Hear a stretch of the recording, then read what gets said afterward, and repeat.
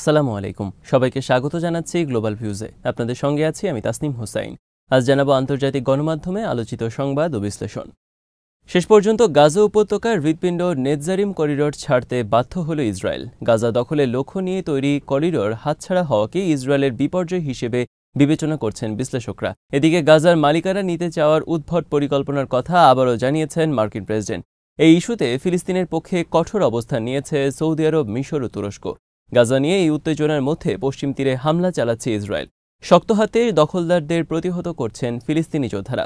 আল মায়াদিন জানিয়েছে, গাজার Netzarim corridor ছেড়ে গেছে ইসরায়েলি বাহিনী। রোববার সকালে তারা গুরুত্বপূর্ণ এই করিডোর ছেড়ে যান।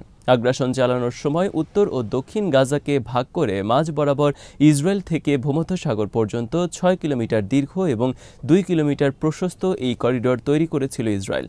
চুক্তি অনুযায়ী ইসরায়েল ও হামাস পঞ্চম ধাপের বন্দি বিনিময় সম্পন্ন করে গত শনিবার। এরপর শর্ত অনুযায়ী রোববার সকালে নেতজারিম করিডোর থেকে সেনা প্রত্যাহার করে নেয় ইসরায়েল। তারা বর্তমানে গাজা ও ইসরায়েল সীমান্তের বাফার জোনে অবস্থান নিয়েছেন। সেনা প্রত্যাহার করে নেওয়ার পর ওপর থেকে ধারণ করা ভিডিওতে দেখা যায় নেতজারিম করিডোর এবং এর আশপাশের বিস্তৃত এলাকায় ধ্বংসযোগ্য থেকে কোনো কিছুই রেহাই পায়নি। এমনকি সেখানকার কৃষি জমিগুলো ধ্বংস করে দেওয়া হয়েছে। ইসরায়েলি সেনারা সরে যাওয়ার পর গাজার উত্তর ও দক্ষিণাংশের মধ্যে বেসামরিক লোকজনকে চলাচল করতে দেখা গেছে। এখন সেখানে সাধারণ মানুষ স্বাধীনভাবে চলাচল করতে পারবে। একই সঙ্গে উত্তর গাজায় যানবাহন চলাচল ও ত্রাণবাহী ট্রাকের প্রবেশ বাড়বে। গাজাকে স্থায়ীভাবে নিয়ন্ত্রণ করতে নেতজারিম করিডোর তৈরি করেছিল ইসরায়েল। ওই এলাকায় অনেক সামরিক স্থাপনাও নির্মাণ করা হয়েছিল। এখন সেখান থেকে সেনা প্রত্যাহার করে নেওয়ার প্রতিক্রিয়ায় হামাস বলছে, ইসরায়েল যুদ্ধের কোনো লক্ষ্য অর্জন করতে পারেনি। এটিও ইসরায়েলি ব্যর্থতার স্বাক্ষর। গাজা উপত্যকায় বেনিয়ামিন নেতানিয়াহুর নীতির সমালোচনা করে ইসরায়েলের সাবেক জাতীয় নিরাপত্তা মন্ত্রী ইতামার বেন গাভির বলেছেন, ইসরায়েল মধ্যপ্রাচ্যের হাসির পাত্রে পরিণত হয়েছে। স্থানীয় রেডিও কোল বারামার সঙ্গে সাক্ষাৎকারে কট্টর ডানপন্থী এই রাজনীতিবিদ গাজায় যুদ্ধ পরিচালনার বিষয়ে নেতানিয়াহু সরকারের ব্যর্থতার নিন্দা করে বলেন, আমরা মধ্যপ্রাচ্যের হাসির পাত্র হয়ে গেছি এবং আমরা এখনও একটি উপলব্ধি করতে পারছি না। বেন গাভির বলেন, তিনি সরকারের একমাত্র ব্যক্তি যিনি গাজায় মানবিক সহায়তা প্রদানের বিরোধিতা করেছিলেন। তিনি দাবি করেন, তারই অবস্থান গাজার পরিস্থিতি বদলে দিতে পারত। মার্কিন চাপের প্রতি নেতানিয়াহুর নতি স্বীকারের সমালোচনা করে বেন গাভির বলেন, আপনি শুধুমাত্র বহিরাগত চাপের উপর ভিত্তি করে শাসন কাজ চালাতে পারবেন না। তিনি যুক্তি দেন, গাজায় জ্বালানি এবং মানবিক সহায়তা পাঠানোর অনুমতি দেওয়া উচিত ছিল না। এটি হামাসকে উপকৃত করেছে। ইসরায়েলের সাবেক এই মন্ত্রী গাজায় ফিলিস্তিনিদের জন্য স্বেচ্ছা অভিবাসন কর্মসূচি অবিলম্বে বাস্তবায়নের আহ্বান জানান। তিনি বলেন, আমাদেরকে আজকে স্বেচ্ছা অভিবাসনকে উৎসাহিত করার জন্য কার্যকর উদ্যোগ চালু করতে হবে। প্রেসিডেন্ট ট্রাম্প বলেছেন, সময় আছে, কিন্তু ইসরায়েলের স্বার্থে আমাদের নষ্ট করার সময় নেই। বেন গাভির বলেন, যতক্ষণ না নেতানিয়াহু সরকার হামাসকে ধ্বংস করার প্রতিশ্রুতি দিচ্ছে ততক্ষণ পর্যন্ত তিনি সরকারে ফিরে আসবেন না। গত জানুয়ারিতে যুদ্ধবিরতি এবং বন্দি বিনিময় চুক্তির বিরোধিতা করে সরকার থেকে পদত্যাগ করেছিলেন বেন গাভির। এরপর থেকে তিনি গাজা থেকে ফিলিস্তিনিদের উৎখাতে স্বেচ্ছা অভিবাসন জোরদার করার দাবি জানিয়ে আসছেন। ফিলিস্তিনি জনগণকে তাদের নিজ ভূমি থেকে বাস্তুচ্যুত করা নিয়ে ইসরায়েলি প্রধানমন্ত্রী নেতানিয়াহুর করা সাম্প্রতিক মন্তব্য দৃঢ়ভাবে প্রত্যাখ্যান করেছে সৌদি আরব। নেতানিয়াহু বলেছেন, সৌদি আরবের উচিত তাদের নিজ ভূখণ্ড ফিলিস্তিন রাষ্ট্র বানিয়ে দেওয়া, কারণ দেশটিতে প্রচুর খালি জায়গা রয়েছে। এই বক্তব্যের প্রতিবাদে রোববার সৌদি পররাষ্ট্র মন্ত্রণালয় এক বিবৃতিতে বলেছে, নেতানিয়াহুর এই বক্তব্য মূলত গাজার ফিলিস্তিনি ভাইদের বিরুদ্ধে ইসরায়েলি দখলদার বাহিনীর চলমান অপরাধ ও জাতিগত নিধনযোগ্য থেকে দৃষ্টি সরানোর চেষ্টা। রিয়াদ এই ধরনের মন্তব্যকে প্রত্যাখ্যান করছে। বিবৃতিতে বলা হয়, সৌদি আরব ভ্রাতৃপ্রতিম দেশগুলোর পক্ষ থেকে ইসরায়েলি নেতার এই মন্তব্যের বিরুদ্ধে প্রকাশিত নিন্দা, অসন্তোষ এবং প্রত্যাখ্যানকে অত্যন্ত গুরুত্বের সঙ্গে মূল্যায়ন করছে। সৌদি পররাষ্ট্র মন্ত্রণালয় জোর দিয়ে বলেছে, ইসরায়েল চরমপন্থী এবং দখলদার মানসিকতার মাধ্যমে ফিলিস্তিনি ভূমির প্রকৃত তাৎপর্য এবং ফিলিস্তিনি জনগণের ঐতিহাসিক, আবেগপূর্ণ ও আইনি সংযোগকে উপেক্ষা করেছে। তারা মনে করেন, ফিলিস্তিনিরা বেঁচে থাকার অধিকারই রাখে না, তাই তারা গাজা উপত্যকাকে সম্পূর্ণভাবে ধ্বংস করে দিয়েছে। 1,60,000-এর বেশি মানুষকে হতাহত করেছে, যার অধিকাংশই শিশু ও নারী। এতে তাদের বিন্দুমাত্র মানবিক অনুভূতি বা নৈতিক দায়বদ্ধতা প্রকাশ পায়নি। বিবৃতিতে আরও বলা হয়, ফিলিস্তিনিরা তাদের নিজ ভূমির প্রকৃত মালিক। তারা অনুপ্রবেশকারী বা অভিবাসী নন, যে দখলদার ইসরায়েল চাইলেই তাদের বিতাড়িত করতে পারবে। সৌদি মন্ত্রণালয় আরও বলছে, ফিলিস্তিনি জনগণের অধিকার চিরস্থায়ী এবং কেউ তা কেড়ে নিতে পারবে না। বিবৃতির শেষে সৌদি আরব বলেছে, যুক্তির পথে ফিরে এসে শান্তিপূর্ণ সহাবস্থানের নীতিকে মেনে নেওয়ার মাধ্যমে টেকসই শান্তি সম্ভব, যা কেবলমাত্র দুই রাষ্ট্রভিত্তিক সমাধানের মাধ্যমে অর্জন করা যাবে।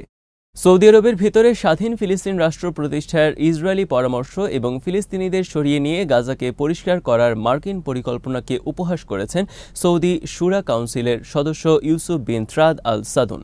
এর পরিবর্তে ইসরায়েলি জনগণকে প্রথমে যুক্তরাষ্ট্রের আলাস্কা অঙ্গরাজ্য এবং ট্রাম্পের গ্রিনল্যান্ড দখল করার পর তাদের সেখানে সরিয়ে নেওয়া উচিত বলে মন্তব্য করেন তিনি।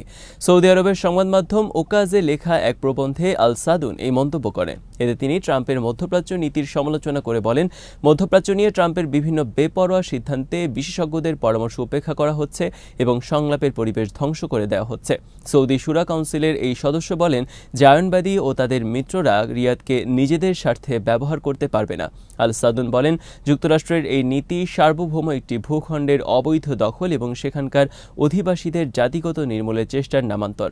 ইসরায়েলের জন্ম ও বিকাশ সম্পর্কে ওয়াকিবহাল ব্যক্তি মাত্রই বোঝেন যে এই পরিকল্পনাটি জায়নবাদীদের তৈরি এবং তাদের অনুমোদন করা। শুধু পড়ে শোনানোর জন্যই তা হোয়াইট হাউসের কাছে হস্তান্তর করা হয়েছে।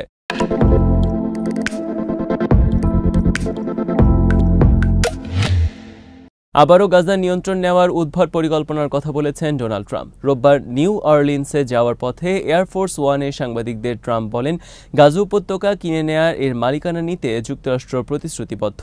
গাজাকে একটি বড় রিয়েল এস্টেট সাইট হিসেবে বিবেচনা করা উচিত উল্লেখ করে ট্রাম্প বলেন, মধ্যপ্রাচ্যের অন্যান্য দেশগুলোকেও এর পুনর্নির্মাণের দায়িত্ব দেওয়া যেতে পারে। তিনি বলেন, গাজার কিছু অংশ নির্মাণের জন্য মধ্যপ্রাচ্যের অন্যান্য দেশকেও দায়িত্ব দিতে পারি। আমাদের পৃষ্ঠপোষকতায় অন্যরাও এটি করতে পারে। ট্রাম্প বলেন, হামাসকে ধ্বংস না হওয়া পর্যন্ত আমরা গাজার মালিকানা নিশ্চিত করতে প্রতিশ্রুতিবদ্ধ। যদিও হামাস ফিরে আসার মতো কিছু নেই এখানে, জায়গাটি একটি ধ্বংসস্তূপে পরিণত হয়েছে। তিনি বলেন, আমরা যদি গাজাবাসীকে নিরাপদ স্থানে একটি বাড়ি দিতে পারি তাহলে তারা গাজায় ফিরে যাওয়ার কথা বলবে না। তারা গাজায় ফিরে যেতে চায় কারণ তাদের কাছে কোনো বিকল্প নেই। যখন তাদের কাছে বিকল্প থাকবে তখন তারা গাজায় ফিরতে চাইবে না। এদিকে গাজার ক্ষমতাসীন হামাস ট্রাম্পের সর্বশেষ এই প্রস্তাবকে উদ্ভট বলে অভিহিত করেছে। সংগঠনের রাজনৈতিক ব্যুরোর সদস্য ইজ্জত আল রিস্ক টেলিগ্রামে এক বিবৃতিতে বলেছেন, গাজা এমন কোনো সম্পত্তি নয় যা কেনাবেচা করা যায় এবং এটি আমাদের ফিলিস্তিনি ভূমির অবিচ্ছেদ্য অংশ। তিনি বলেছেন, তিনি একজন রিয়েল এস্টেট ব্যবসায়ীর মতো মানসিকতা নিয়ে ফিলিস্তিনি সমস্যা মোকাবেলা করা যাবে না। ফিলিস্তিনি জনগণ তাদের বাস্তুচ্যুত এবং নির্বাসন পরিকল্পনা ব্যর্থ করে দেবেন। ফিলিস্তিনের গুরুতর পরিস্থিতি নিয়ে আলোচনার জন্য আরব দেশগুলোর অংশগ্রহণে শীর্ষ সম্মেলনের আয়োজন করার সিদ্ধান্ত নিয়েছে মিশর। দেশটির পররাষ্ট্র মন্ত্রণালয় রোববার এক বিবৃতিতে বিষয়টি নিশ্চিত করে। এই জরুরি আরব সম্মেলন এমন সময় হতে যাচ্ছে যখন মার্কিন প্রেসিডেন্ট ট্রাম্প গাজা নিয়ে চাঞ্চল্যকর পরিকল্পনা সামনে এনেছেন, যেখানে গাজা উপত্যকার ফিলিস্তিনিদের মিশর ও জর্ডানে স্থানান্তরিত করার কথা বলা হয়েছে। পাশাপাশি উপকূলীয় এই অঞ্চলটির উপর যুক্তরাষ্ট্রের নিয়ন্ত্রণ প্রতিষ্ঠার পরিকল্পনা রয়েছে। মিশরের বিবৃতিতে বলা হয়, সাম্প্রতিক সময়ে মিশর আরব দেশগুলোর সর্বোচ্চ পর্যায়ে ফিলিস্তিনি ইস্যুতে ব্যাপক আলাপ আলোচনা করেছে। ফিলিস্তিনও সম্মেলনের অনুরোধ জানিয়েছে যাতে সংকটের সর্বশেষ পরিস্থিতি মোকাবেলা করা যায়। বিবৃতিতে বলা হয়, মিশর এই বিষয়ে আরব লীগের বর্তমান সভাপতি বাহরাইনের সঙ্গেও সমন্বয় করছে। শুক্রবার মিশরের পররাষ্ট্রমন্ত্রী বাদর আবদেল্লাতি ফিলিস্তিনিদের জোরপূর্বক বাস্তুচ্যুতির বিরুদ্ধে ঐক্যবদ্ধ প্রতিশ্রুতি করে তোলার লক্ষ্য আঞ্চলিক অংশীদারদের মধ্যে জর্ডান, সৌদি আরব, সংযুক্ত আরব আমিরাতের সঙ্গে আলোচনা করেন। তুরস্কের প্রেসিডেন্ট রিসেপ তাইপ এরদোয়ান বলেছেন, কোনো শক্তি ফিলিস্তিনিদের তাদের মাতৃভূমি থেকে জোর করে তাড়িয়ে দিতে পারবে না। মার্কিন স্থানান্তর প্রস্তাবের তীব্র নিন্দা জানিয়ে তিনি বলেন, হাজার হাজার বছর ধরে ফিলিস্তিনে বসবাস করা অধিবাসীদের তাদের চিরন্তন মাতৃভূমি থেকে সরিয়ে দেওয়ার ক্ষমতা কারণেই। রোববার মালয়েশিয়া যাওয়ার আগে ইস্তাম্বুলে সাংবাদিকদের তিনি বলেন, গাজা, পশ্চিম তীর ও পূর্ব জেরুজালেম সহ ফিলিস্তিনিদেরই থাকবে। মার্কিন প্রেসিডেন্টের ফিলিস্তিনিদের স্থানান্তরের প্রস্তাব প্রসঙ্গ টেনে এরদোয়ান বলেন, ইহুদিবাদী সরকারের চাপে গাজা নিয়ে মার্কিন প্রশাসনের তোলা প্রস্তাবগুলো আলোচনার যোগ্য নয়। এ সময় যুদ্ধবিরতি চুক্তির প্রতিশ্রুতি পূরণ করায় হামাসের প্রশংসা করেন তিনি। ইসরায়েলি যুদ্ধবিরতি এবং বন্দি বিনিময় নস্যাতের প্রচেষ্টা চালাচ্ছে বলেও মন্তব্য করেছেন। সিরিয়ার পরিস্থিতি সম্পর্কে এরদোয়ান বলেন, সিরিয়ার বিভিন্ন স্থানে গণকবর উন্মোচিত হচ্ছে, সেই সঙ্গে দিন দিন আসাদ সরকারের রক্তাক্ত মুখ উন্মোচিত হচ্ছে। রয়টার্স জানিয়েছে, গাজা যুদ্ধবিরতি আলোচনা চালিয়ে নিতে কাতারে পৌঁছেছে ইসরায়েলের একটি প্রতিনিধি দল। প্রধানমন্ত্রী বেনিয়ামিন নেতানিয়াহুর মুখপাত্র জানিয়েছেন, রোববার তারা কাতারে পৌঁছেছেন। নেতানিয়াহু যুক্তরাষ্ট্র সফরের পর এই সপ্তাহে ইসরায়েল ও হামাসের মধ্যে যুদ্ধবিরতির পরবর্তী ধাপ নিয়ে পরোক্ষ আলোচনা শুরু হওয়ার কথা রয়েছে। তবে নেতানিয়াহুর দফতরের একটি সূত্র জানিয়েছে, এই পর্যায়ে ইসরায়েলি প্রতিনিধিরা কেবল কারিগরি বিষয়গুলো নিয়ে আলোচনা করবেন। বড় ধরনের ইস্যুগুলো যেমন যুদ্ধ পরবর্তী গাজার প্রশাসনিক ব্যবস্থা নিয়ে আলোচনা এখনই শুরু হবে না। গত সপ্তাহে মার্কিন প্রেসিডেন্ট ডোনাল্ড ট্রাম্প আকস্মিকভাবে প্রস্তাব দেন যে ফিলিস্তিনিদের গাজা থেকে সরিয়ে দেওয়া হোক এবং এই অঞ্চল যুক্তরাষ্ট্রের মালিকানায় থাকুক। তবে মার্কিন কর্মকর্তারা পরে ট্রাম্পের মন্তব্য কিছুটা সংশোধন করে বলেন, ফিলিস্তিনিরা গাজায় ফিরে আসতে পারবেন, তবে অঞ্চলটি পুনর্নির্মাণ ও অবিস্ফোরিত বোমা সরানোর পর। ট্রাম্পের এই পরিকল্পনার তীব্র সমালোচনার মুখে পড়ে এটিকে জাতিগত নিধন আখ্যা দিয়েছে আরব ও মুসলিম দেশগুলো। নেতানিয়াহুর দপ্তরের একটি সূত্র জানিয়েছে, দেশটির নিরাপত্তা মন্ত্রিসভা মঙ্গলবার ট্রাম্পের প্রস্তাব সহ যুদ্ধবিরতির দ্বিতীয় ধাপ নিয়ে আলোচনায় বসবে। গাজা ভূখণ্ডে ধ্বংসস্তূপের নিচ থেকে আরও 7 ফিলিস্তিনি লাশ উদ্ধার করা হয়েছে। তাছাড়া ইসরায়েলি হামলায় আরও 4 ফিলিস্তিনি নিহত হয়েছেন। এর মাধ্যমে 2023 সালের 7 অক্টোবর হামলা শুরু হওয়ার পর অবরুদ্ধ গাজায় নিহতের সংখ্যা মোট 48,189 জনে পৌঁছেছে। আহতের সংখ্যা 1,11,640। প্রত্যক্ষদর্শীরা জানান, গাজা সিটির পূর্বে অবস্থানরত ইসরায়েলি বাহিনী কুয়েত গোল চত্বরের পূর্ব দিকে নিজ বাড়িঘরে ফেরার সময় একদল ফিলিস্তিনিকে লক্ষ্য করে গুলি চালালে 3 জন নিহত হন। দক্ষিণ গাজার খান ইউনিসের পূর্বে আল কারায়ায় ইসরায়েলি বাহিনীর গুলিতে নিহত হন একজন বয়স্ক নারী। ফিলিস্তিনি স্বাস্থ্যকর্মী ও উদ্ধারকর্মীরা বলছেন, অনেক মানুষ এখনও ধ্বংসস্তূপের নিচে এবং রাস্তায় পড়ে থাকলেও উদ্ধারকারীরা তাদের কাছে পৌঁছতে পারছেন না। এদিকে গাজায় যুদ্ধবিরতির মধ্যেই ফিলিস্তিনের পশ্চিম তীরে অভিযান আরও বিস্তৃত করেছে ইসরায়েলি বাহিনী। ইসরায়েলি সেনাদের গুলিতে 8 মাসের অন্তঃসত্ত্বা এক নারী সহ 2 জন নিহত হন। সেখানে ফিলিস্তিনি যোদ্ধাদের কঠিন প্রতিরোধের মুখে পড়েছে ইসরায়েলি বাহিনী। আজ এখানেই শেষ করছি। সবাই ভালো থাকুন, সুস্থ থাকুন আর দেখতে থাকুন বিডি ভিউজ।